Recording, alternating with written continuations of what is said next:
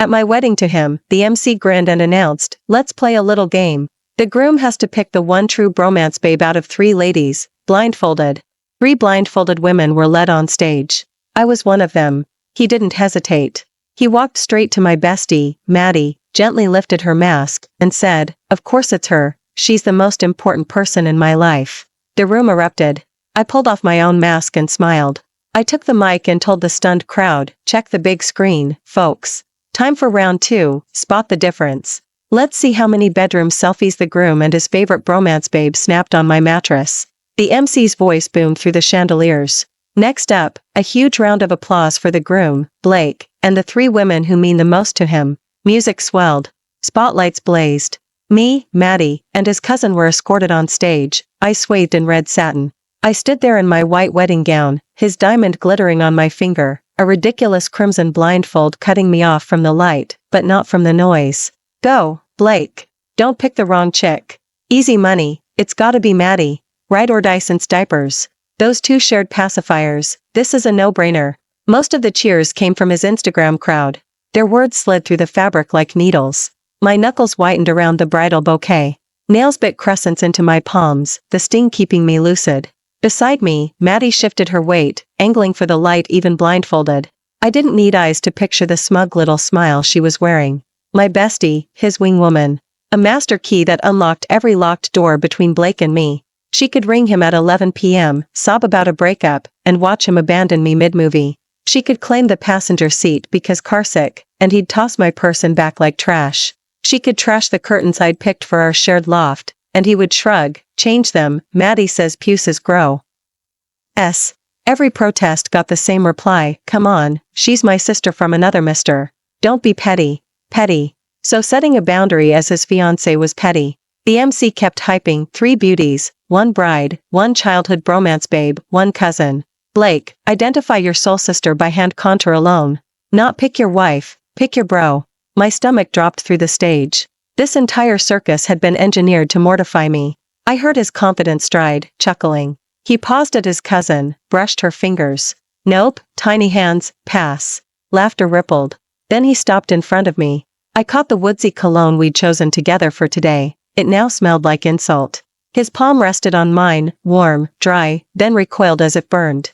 "Not this one either, too unfamiliar." Me, liar. 2 bullets to the heart. 3 years dating, 2 living together, our wedding day, and my hand is foreign territory. The air froze, then exploded. Oh, his savage. Bride's gonna cry. Best wedding ever. From the floor I heard Diane crowing to her gala-clad friends, "Kids these days." He and Maddie, closer than real siblings. I could see her painted smile without looking. "See how replaceable this daughter-in-law is?" Cold seeped from my fingertips to my bones. He moved on. At Maddie he stopped, zero hesitation. No doubt, if she were ashes, I'd still know. He clasped her hand, thumb stroking knuckles I'd never been allowed to claim. The MC shrieked, "Looks like we have a winner. Let's reveal." Blake cut him off. "No need. She's my person, my ride or die, my forever bro." He lifted Maddie's blindfold like a prince waking Sleeping Beauty.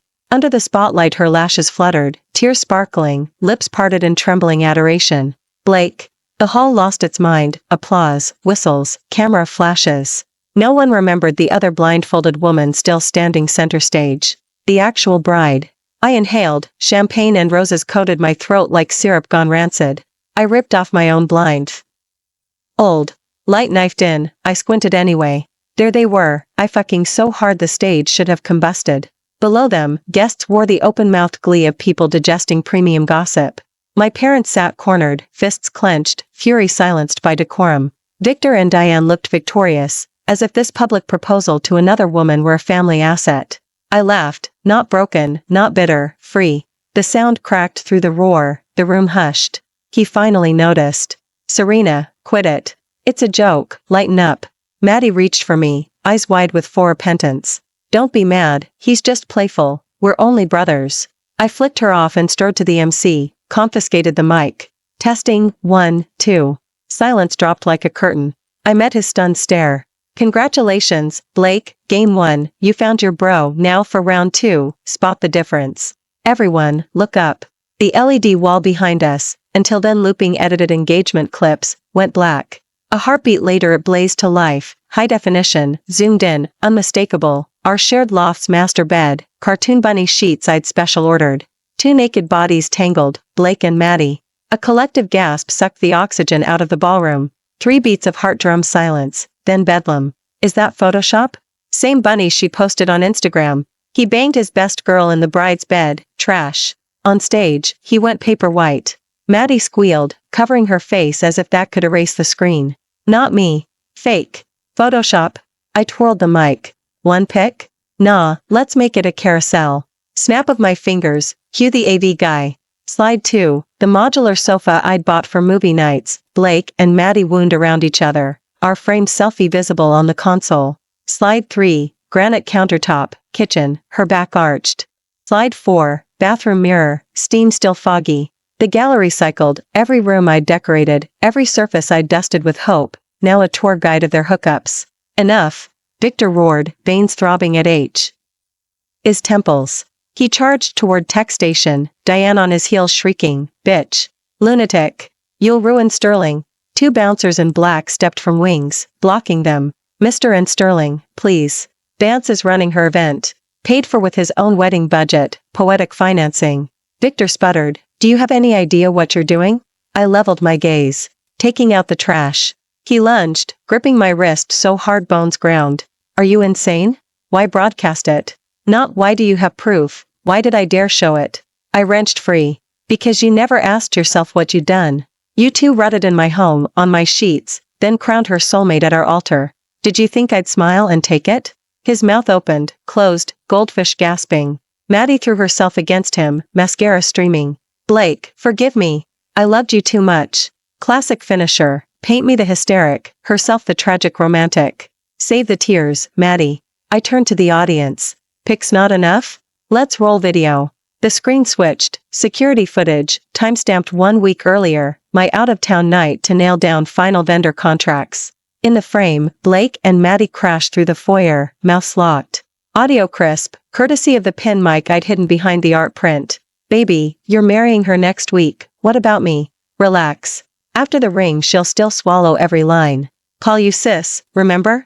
More cover for us, whenever she's on night shift, out of town. I let the clip run until the first gasp became a roar, then signaled fade to black. Stepping center stage, veil trailing like a battle flag, I smiled, bright, reckless, finally free. Bile, unspeakable filth, language no one should ever have to hear. The ballroom sank into a graveyard hush. Every guest sat frozen, stunned by the graphic video and the soundtrack that went with it. If still photos could be waved away as photoshopped, this 4-minute, full-color, fully mic'd clip was the final crushing boulder, ironclad proof that would bury them forever. The footage rolled on. He lost his mind. He lunged like a rabid animal, roaring, scrambling for the mic in my hand, really, for my throat. Serena, you bitch. I'll kill you.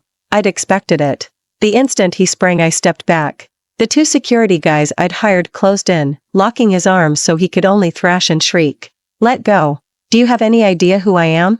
Serena, shut it off. I'm begging you, shut it off. Threats to please, he flipped between them without missing a beat. Too late. I watched his disintegration with ice in my veins. Begging?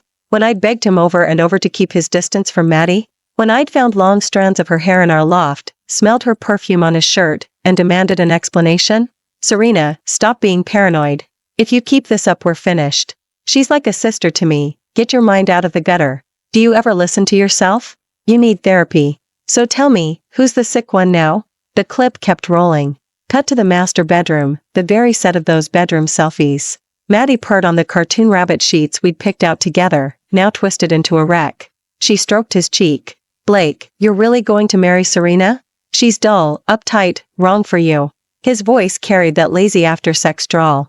Of course I'm marrying her. The Vance name isn't sterling level, but in Riverdale it opens doors. Her fossil of a father lives for reputation. Once I'm his son-in-law, that city contract lands in our lap. Besides, Serena's docile, easy to control, low-maintenance decor for the house. Not like you, little demon. You wear me out. Maddie giggled, punching his chest. So who do you love? He paused, then snorted. Love? Kids talk love. I care about whoever gives me the biggest payoff. And you? You're the one I can't quit, Because only you give me what Serena never could. Gasps ripped through the ballroom. Animals, both of them. Using marriage like a merger, treating his fiancée lick. A fool. That poor girl. My father snapped first. He shoved past relatives onto the stage, finger stabbing at the restrained groom. Blake, the Vance family must have been blind to hand our daughter to a heartless bastard like you. Mom ran up, sobbing, crushing me in her arms. Sweetheart. Mommy's sorry, we're so sorry. I patted her back, gaze sliding over her shoulder to the corner where Ryan stood, Maddie's fiancé, also on today's guest list. Face pale as chalk, eyes fixed on the screen, knuckles white. I shaped silent words, check your phone. He blinked, yanked out his cell. The email I'd scheduled landed right on cue. Subject, a wedding gift for Ryan. Inside, higher resolution clips, extra angles, their full chat log spelled out, how they juggled us too, feeding off the double thrill. His hand shook so violently I thought the phone would fall. He looked up, stared at Maddie on the floor as if he wanted to carve her out of existence. She was already wrecked, every sentence of that video a public slap, every frame shredding her wholesome act. She was done. I lifted the mic again, soundtrack still rolling behind me. Ladies and gentlemen, apologies for the spectacle. As you've seen, this wedding was a farce from the start. Therefore, I met his ash-gray eyes and enunciated each word. I hereby cancel the wedding. Blake, we are over. 5-inch I'm not only calling it off. I'm billing you for every penny. My tone stayed level, like I was discussing someone else's grocery list. He writhed between the guards, spitting threats. Serena, you can't do this to me. Sterling will bury you. Diane's screech followed. Jinx. Harpy. You've disgraced us. You'll march down that aisle or I'll see you ruined in Riverdale. Even now, reputation mattered more to them than their own treachery. She wanted me to swallow the insult, finish the ceremony, smile for the cameras. Pathetic. Ruined? I laughed. Sterling, you've misread the scoreboard. From here on, you're the one in free fall. Sell. Phones glittered across the room. This fiasco was already trending on every Riverdale feed. The Sterling's golden heir caught cheating at his own wedding. With the bride's best friend, this joke would last years. Victor's face had turned livid. Serena, wise people leave room to maneuver. You sure you want scorched earth? I left you every exit. You chose the cliff. I turned to my parents. Mom, Dad, let's go. Go? You're not going anywhere. His voice dropped, venomous. As he spoke, the ballroom doors slammed shut. A handful of hotel guards blocked them, Sterling hirelings, no question. He smiled, certain he had the upper hand. I killed the feed backstage. Now we settle accounts, my way. Poor fool. Did you forget, Blake? I hired the security detail. I lifted my phone. Captain, go. Copy that, Serena. Boom, doors burst inward, the Sterling stooges toppled like bowling pins. A dozen men in black fatigues poured through, fanning out, efficient and calm. My cousin's firm, ex-Rangers, ex-SEALs, hotel rent-a-cops didn't rate. Captain approached. Venue secured, ma'am. Awaiting your instructions, his parents gawked, mouths open. Victor found his voice. Who are you people? Captain ignored him, attention on me. Perfect, plan C. If the Sterlings wanted brute force, I'd brought professionals. I produced a thin folder, flicked it into his chest. Cancellation agreement and itemized damages. Wedding expenses, $3.88 million, on you. Emotional distress settlement, a lucky $9.99 million. Grand total, $13.87 million. Wire it within 72 hours or the raw footage hits every network, plus a courthouse press conference. You know what infidelity does to a public company's share price. His pupils dilated. You planned this all along. Unlike you, I plan ahead. I faced Captain. Escort my family out, please. Yes, ma'am. The team formed a corridor, my parents and I walked it, cameras flashing like a gauntlet. Tool hissed. Across marble, an elegy for dead love. I paused beside Maddie. She sat empty-eyed. Ryan stood over her, fury radiating. I didn't look down. Maddie, we're done. Friendship included. I stepped into sunlight, Ryan's low interrogation and Maddie's wail fading behind me. None of it concerned me anymore. The ride home was silent. Dad gripped the wheel, jaw clenched. Mom cried quietly in the front. I peeled off the veil, slid the diamond from my finger, and dropped the glittering ice on the seat. Sun streamed through the glass, but I felt none of it. Scenes looped in my head, his humiliation, Maddie's betrayal, the guests' whispers, the Sterling's arrogance, and my own cold smile. Only now did the delayed ache hit. 3 years, wasted. I'm not made of stone, they forged the armor. A lipstick half a year ago, Maddie's favorite shade, left in his car. She was upset. I gave her a ride. A jacket in our walk-in, slippers by the door, men's face wash in the guest bath she accidentally bought. Each time, I was the hysteric. 2 months ago stomach flu sent me home early. At the threshold, her heels beside his Oxfords, their muffled laughter inside. I retreated, hid behind the riverside shrubbery, watched her emerge flushed and disheveled. Every last doubt died. I didn't confront. I ordered thumbnose cameras, installed them while he was at Sterling HQ, living room sconce, bedroom vent, bath exhaust. I needed proof cruel enough to gag their lies. On the 3rd day I hit the jackpot. That day, I lied and said I had a 3-day business trip to a nearby city. I wheeled my suitcase out the door under his reluctant gaze. Then I parked myself at the condo coffee shop for the entire day. Through my laptop screen I watched, a lone audience of one, the live stream I'll never forget. From the frantic kissing at the foyer to the rolling thunder they made of my living room and bedroom. Every filthy word, every obscene move, seared into my skull like a branding iron. The home I'd decorated NCH by inch turned out to be their private playground. The man I treasured spoke of me behind my back like this: she's obedient, easy to control, keeps the house quiet. I didn't cry. The pain had gone numb. With eerie calm I saved every clip. 3 copies, one in the cloud, one on a flash drive, one in my private inbox. Then I scrubbed the laptop clean. Dragging my suitcase, I booked a same-day flight to that nearby city, for real this time. I needed distance, and time, to blueprint my revenge. The wedding was the shame they hand-delivered. So I would turn their wedding into their funeral. The car stopped under my parents' building. "Serena, we're home," Dad said, tugging me from my memories. I opened my eyes. He was already out, circling to open my door. Mom had dried her tears. Her gaze brimmed with heartbreak. "Baby, don't be scared. Mom and Dad are here. If the sky falls, we'll hold it up for you." Warmth rushed through me, my eyes pricked. I wasn't alone. I still had parents who loved me. For them, I would live, fully. I stepped out and smiled at them. "Dad, Mom, I'm okay. Let's go inside." We had just entered the stairwell when my phone rang. Unknown number. I hesitated, then answered. A man's low voice, jaw clenched around fury. "Serena? I'm Ryan. Ryan, Maddie's fiancé." A pause before I spoke. "Ryan, hello. I got your email." His tone was flat, but I heard the volcano beneath. I watched the videos. The chats. All of it. "So you're calling too?" I wasn't sure, yell, blame, or, "I want to thank you." His answer floored me. "Thank you for showing me what that woman really is." Self-mockery laced his laugh. 2 years together, engagement next month. I thought she was gentle, kind, pure. Turns out. He didn't finish, he didn't need to. I could feel the pillars of his world crashing down. "I'm sorry you had to find out this way," I said. "Don't be. They're the ones who'll apologize." His voice iced over. "Serena, can I use what you sent?" I understood instantly. "Absolutely. The evidence is yours." "Good." 1 syllable, sharp as a blade. "One last question." "Go ahead. Do you have a clean copy of the wedding screen video? The full thing? I want every spectator to see their faces." A ferocious edge glittered in his voice. "Another schemer, my kind of ally." "Sure. I'll send it once I'm home." "What will you do with it?" I asked, already knowing. "Pay them back in their own coin." His words could have frozen hell. "They love the spotlight? I'll give it to them. I'll bury Maddie, and he will bleed for it." I hung up lighter. An ally beats an enemy every time. And this ally owns chunks of Riverdale's biggest entertainment outlets and platforms. With his help, the circus would only get louder. Back home, I emailed Ryan the raw wedding footage first thing. Then I locked my bedroom door and collapsed onto my childhood bed.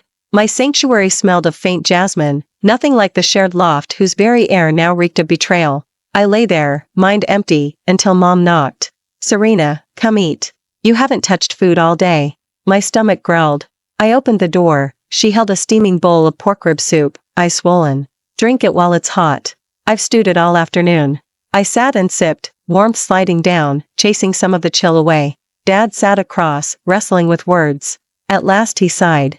"Serena, the Sterling family won't let this slide. Victor is vindictive. You humiliated him today, he'll hit back."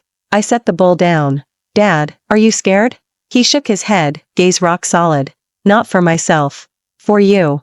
We're no Sterling, but we're no pushovers either. If he touches you, I'll fight him with my last breath." My nose stung, tears almost spilled. That's my father, quiet, until he becomes my fortress. Dad, don't worry. I didn't jump in blind. I laid out my plan, private security already hired, Ryan in my corner. The Sterling's Achilles heel is their stock price, Victor worships profit. Squeeze that, and he'll hesitate. Maddie's just a small own climber clinging to Ryan. Once he dumped her, she lost her life raft. She's too busy drowning to come after me. Their relief showed. Mom slid another rib into my bowl, tears shimmering. My girl's grown. She can protect herself. Good. But, the pain you've swallowed, her tears fell again. Your beautiful wedding. I squeezed her hand. Mom, it's not pain, it's gain. A $12 million lesson to amputate a tumor, cheap at twice the price. After dinner I holed up, watching the story detonate online. Ryan hadn't wasted a second. Hashtag Sterling Air Wedding Shocker, hashtag Bride Plays Cheating Clip at Altar, hashtag Best Friend Goals Worst Groom Ever. The hashtags rocketed up the trending tab. The edited footage, just a few minutes, showed Blake and Maddie in 4K clarity, faces, filthy quips, all audible. Comments exploded, epic 2024 wedding moment, period. Bride rocks. Trash belongs in the dump. Blake basically wanted a business partner / housemaid. Maddie's the textbook green tea bee *********. Poor Serena, thank God she dodged that dumpster fire. The internet sided with me, flogging Blake and Maddie. I felt no glee, only cold, clear quiet. This was just opening night. Tomorrow the headliner would begin.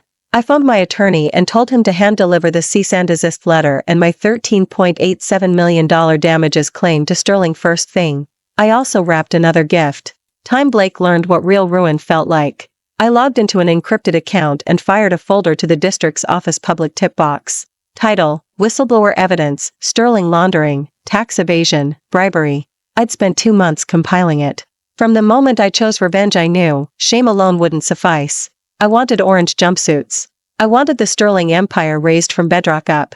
Blake, arrogant peacock, forever bragging about his power inside Sterling. He'd boasted how shell companies bleached black cash, how cooked books shaved millions off taxes, how Victor wined and dined officials for fat government racks. Love had made me applaud, now the memory curdled. He paraded me like a trophy, never noticing I stored every boast. Leveraging my job, I cross-checked bank wires, secret accounts, forged contracts, even photos of Victor clinking glasses with bureaucrats in private clubs, ammunition enough to sink them. I dithered over timing, until Blake and Maddie gift-wrapped the perfect moment. They gave me a spectacle, I'd give them a tribunal. Send. I shut the laptop and slept like the dead. Morning, phone buzzing non-stop. Sterling stock limit down at open, tens of billions vaporized. District's office launches task force probe. Chairman Victor and CEO Blake escorted from headquarters by investigators. Photos, father and son, ashen, boxed in by uniforms, power gone. I studied the images, calm. They'd earned every frame. Ryan called seconds later, exhilaration crackling through. Serena, you see the news? I see it. Beautiful shot, he said. I tossed you an assist too. Oh? Maddie's fired. I leaked her bedroom selfies and timeline to her company Slack. She socially erased. Her parents camped on my doorstep this morning begging. I tipped off a camera crew, media caught the tantrum. Ryan plays rough. Maddie's folks are ordinary wage earners who pinned every dream on their daughter's upward climb. Now the family punchline. She rang me bawling, Ryan added. Says she loves me, always has. Do you buy it? Snort. Guess not, I said. Again, thank you. Without you I'd have married a nightmare. We scratched each other's backs. You safe? Clean break. No paperwork, no drama. He exhaled. Sterling might still swing at you. Need muscle? Not yet. Thanks. I rose, suited up in tailored armor. Today another battle, compensation talks at my lawyer's office. I arrived first. Sterling's counsel arrived with Diane, his mother. She looked a decade older, hair chalk white, eyes sunken, regal poise shattered. She lunged as if I'd murdered her only son. Serena, venomous witch. You destroyed us. My attorney and assistant blocked her. I kept my voice ice cold.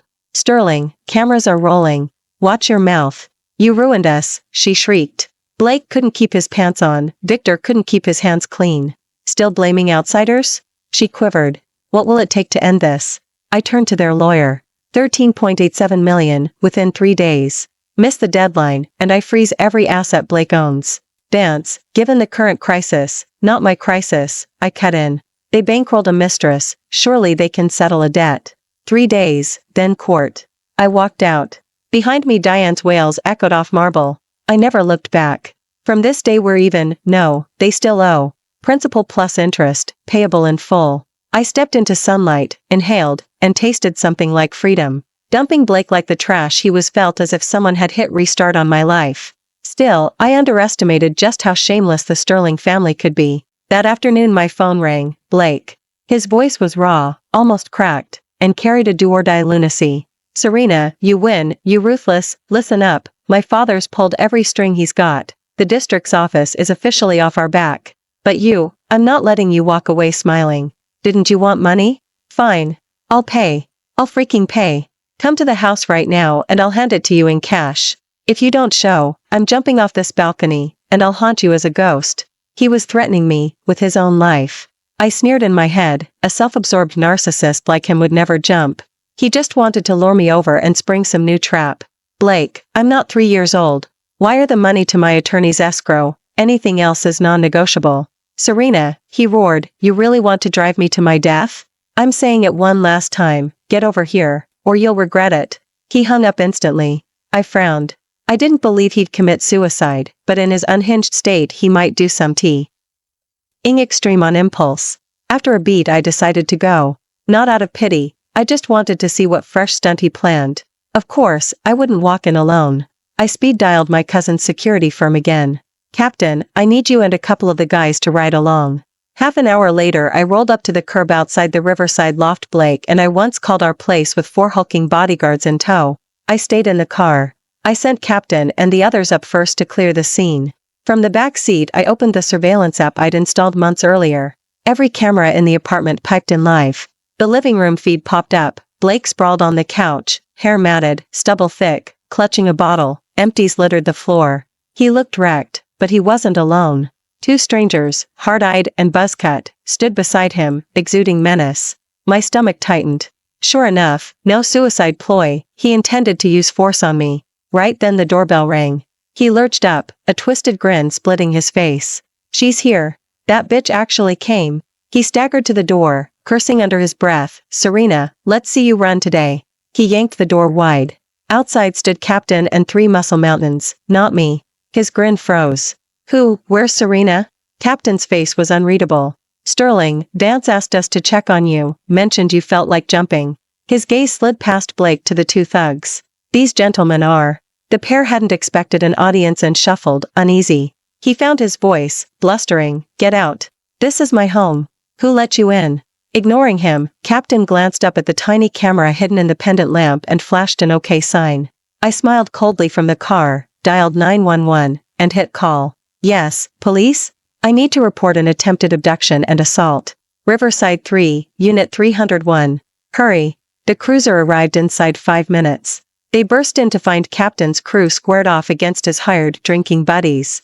He stood frozen, dumbstruck that I'd appeared, and that I'd called the cops. A quick search turned up rope and duct tape in the duo's jackets, open and shut evidence. Officers, this is all a misunderstanding. We were just having a few beers. He babbled. People bring rope and tape to a beer night, an officer snorted. Everybody's coming downtown. He and his helpers were cuffed and marched out. A carefully staged revenge play had turned into a self-inflicted farce. I watched the cruiser scream away and texted my lawyer. At another count, attempted battery. Bump the pain and suffering claim by 5 million. Blake, you want war? Game on, let's see how long you last. He earned 15 days in County 4 attempted assault. For an average Joe that's a hiccup, for Sterling's embattled prince it was gasoline on a bonfire. Sterling's share price nosedived again. Victor allegedly threw around more cash and favors bailing him out, but the district's dragnet was tangling Victor himself. Saving his brat was mission impossible. My legal crew filed suit, demanding $18.87 million in total damages. The court docketed the case and immediately froze his houses, cars, and bank accounts. He was stone broke. Diane showed up repeatedly, first spitting curses, then sobbing pleas, finally kneeling on my doorstep, clutching my pant leg, mascara streaking her cheeks. Serena, sweetheart, I beg you, spare Blake. He's so young, you can't doom him for life. We admit everything, we'll pay, we'll sell all we own, just drop the suit, please. I stared at her gray roots and paper-thin skin and felt zero pity. You should have thought of that before cheering their humiliations, before gloating over your son's irresistible charm. Too late, Sterling. Take it up with the law, not with me. I peeled her hand off and shut the door. Her wails echoed on the landing. Meanwhile, Maddie's life imploded. After the media replayed the wedding fiasco and her parents' screaming match at Ryan's gate, she became Riverdale's favorite pariah. She lost her job, the friends who once orbited her vanished. Neighbors pointed and whispered when she slunk out for groceries. Afraid to show her face, she barricaded herself indoors. Word was she teetered on a nervous breakdown. She phoned and texted nonstop, begging my pardon. Serena, I was possessed. I loved Blake too much. Please talk to Ryan. Call the hounds off. I can't breathe. I deleted every message and blocked her. Can't survive? Funny, you never worried whether I'd survive when you two were rolling around on my sheets. Sterling was formally convicted of tax fraud and money laundering. The court levied a record fine and confiscated every illicit dollar. Victor drew 20 years. Blake, though less enmeshed, saw his name reduced to a punchline. The Sterling dynasty collapsed. Rats fled the hull. Diane auctioned jewelry and real estate yet barely scratched their debt, morphing from society doyen to coupon-cutting renter. He walked free from detention penniless, unemployable, and shackled to an 8-figure judgment. I haven't pressured him for payment. I prefer the psychological weight of that mountain crushing him forever, far crueler than bars. Maddie, after public shaming, cancelled engagement, and unemployment, spiraled into major depression. Her parents shipped her back to her hometown. Her future is a smoking crater. At last the curtain fell. Riverdale's elite circuit no longer whispers about the Sterling Prince and his soulmate. Only Serena remains, the woman who buried her love, and her enemies, on her wedding day. I banked the damage award, bought a round-the-world ticket, and took indefinite leave. First stop, Switzerland. I wanted Alpsharp air and Miracon lakes. I would leave every filthy memory on the tarmac and meet someone new, starting with myself. The air in Interlaken was cold and clean. I rented a room in a chalet that framed the Jungfrau like a postcard. I slept until sunlight painted the eaves, then slung a camera over my shoulder and wandered. Lanes splashed with geraniums. Riding the Golden Pass line, I clicked frame after frame, snow crowns, turquoise water, window box blooms. My lens held no ghosts, only beauty and open sky. Gradually the rage that gnawed my nights dissolved in glacial melt. I began to audit my own ledger. Had I been blameless? Hardly. I should never have swallowed my misgivings the first time I saw Blake cozy up to Maddie. Each time he tested a boundary I shouldn't have budged, my concessions became their license. Ultimately I handed them the knife. Still, the story hadn't closed on me. I lost a 3-year relationship, but I recovered the woman I'd neglected, the one who sets limits, who says no, who chooses herself. That self is worth more than any ring. After 2 Swiss weeks I pointed toward Italy, and emailed Alex that I'd landed. He replied instantly, meet me in Paris after my conference, I'll have a surprise. I spent May roaming Rome, Florence, Cinque Terre. Alex and I traded photos daily, his marble columns, my gelato drips. Our banter grew warmer, looser. I caught myself grinning at my phone. For the first time since the explosion I felt the soft flutter of possibility, no dread, no retreat. I know I deserve something better. When my train slid into Gare de Lyon he was waiting on the platform in a camel coat, a single red rose in hand. My pulse somersaulted. He offered the flower. Serena, I don't know your full history, just that you're a woman who should be treated well. I can't promise I'm the right man, but I'd like a lifetime to learn, respect, and love you. Will you grant me, and yourself, that chance? His eyes held no schemes, only daylight. Tears blurred the rose. I swiped them away, laughing. Yes. This time they were happy tears. Thank you for watching today's story. If you enjoyed this video, please give it a like and share it with your friends. We look forward to hearing your thoughts in the comments. Feel free to share your perspectives, and don't forget to subscribe to our channel for more exciting stories. See you next time.